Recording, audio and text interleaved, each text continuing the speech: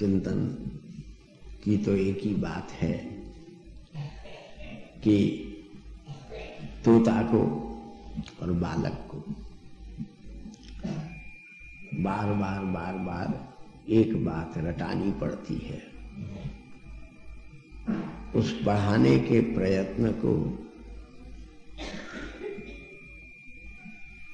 उस अभ्यास बेला को रेपिटेशन नहीं कहते हैं, रिवीजन नहीं कहते हैं।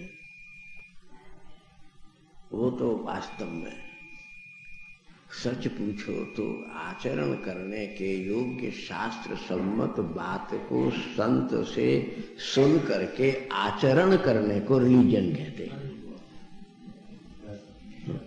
हमको रिलीज करती है चिंताओं से, बंधनों से, बाधाओं से। और इसके लिए हमको इस समय स्फुरित हुआ श्रीमद सब स्वस्थ स्थिर होकर बैठो। अब सबसे बड़ी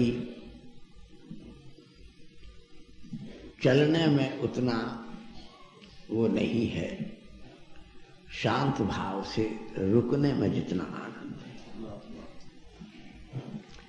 संगीत की अलापचारी चले, लेकिन उसके बीच में जो थोड़ी रियति हो जाती है वो झंझनाहट पैदा कर देती है। तो शरीर में ही रुके बैठे रहें, उससे कहीं अच्छा है कि जरा शरीर में रहते हुए भी शरीर से ऊपर उठ करके देखें।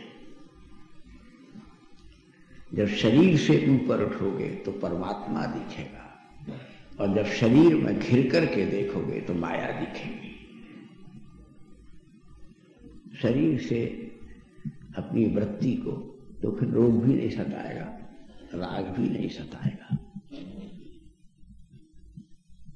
इस बात को ब्रह्मा जी अपने ढंग से कह रहे हैं श्रीमद् भागवत के 10वें स्कंध के 4वें अध्याय में।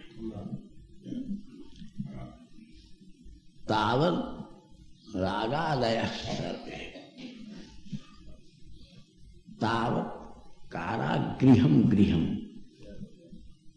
तावंघ्रि मोह निकटो यावत् कृष्ण न तेजना। छोटा सा श्लोक है।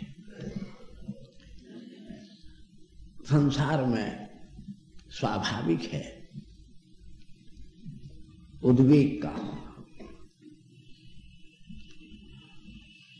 और उद्वेगों में भी बहुत बड़े उद्वेग हैं, पंचोद्वेगा। अधीर लोग न तो भूख सह सकते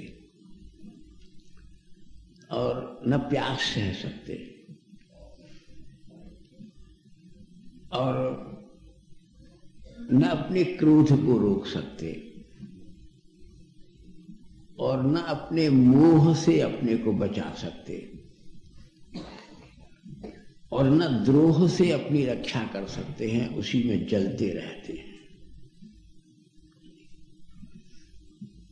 रोग भी पीड़ित करते हैं, तो अभ्यास न होने के कारण हरिस्मरण नहीं होता है, केवल रोग की व्यंजना होती है। हाय क्या करें, दवाई लाओ, इंजेक्शन लाओ, डॉक्टर को लाओ। और फिर जब काम का वेग होता है, क्रोध का वेग होता है, लोभ मोह का आवेग होता है, तो पागल हो जाता है।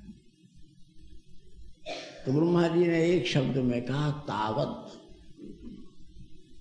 पर इस बात को हम न भूलें कि ये लिमिटेड है, सीमित है। इनकी अपनी एक अवधि है, एक परिधि है, और इनसे बचने की एक विधि भी है। ये सर्वतंत्र स्वतंत्र अनंत नहीं है। और विधि क्या है मुझे बहुत लंबा चौड़ा आयोजन नहीं करना पड़ेगा, व्यवस्था नहीं करनी पड़ेगी। अगर तुम्हारी आस्था शालीन है, घर की कुलवधू का सबसे बड़ा लक्षण है शालीन होना और कुलीन होना। बुद्धि का भी सबसे बड़ा लक्षण है शालीन होना और कुलीन होना।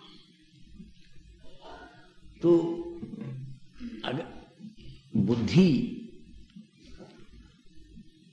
कुलीन और शालीन है तो फिर उसके लिए कोई बहुत हल्की सी विधि है।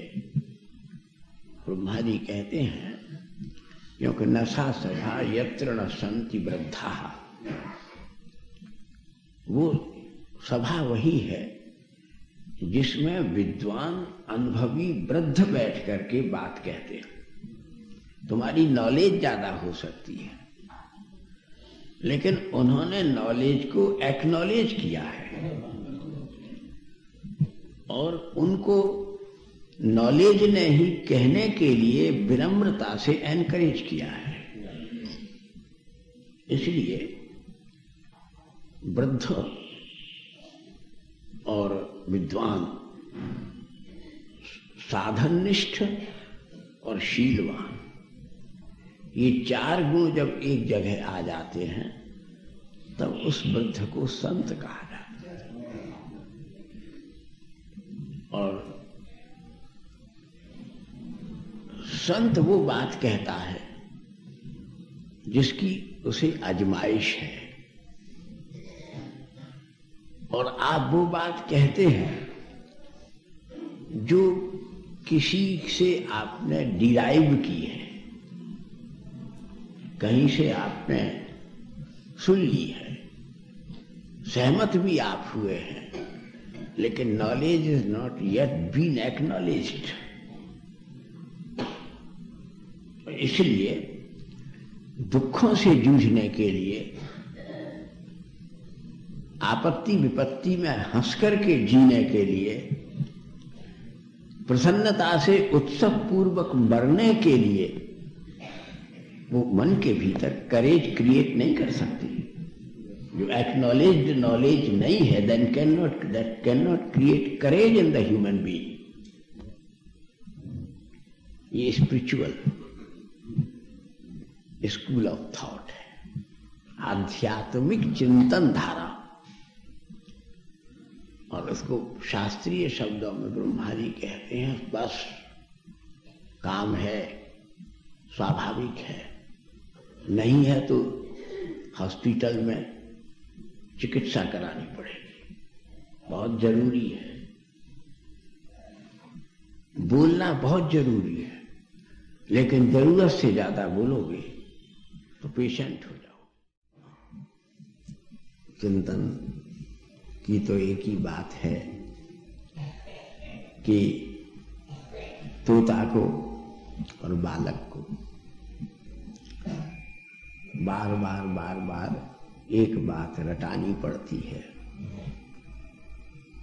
उस पढ़ाने के प्रयत्न को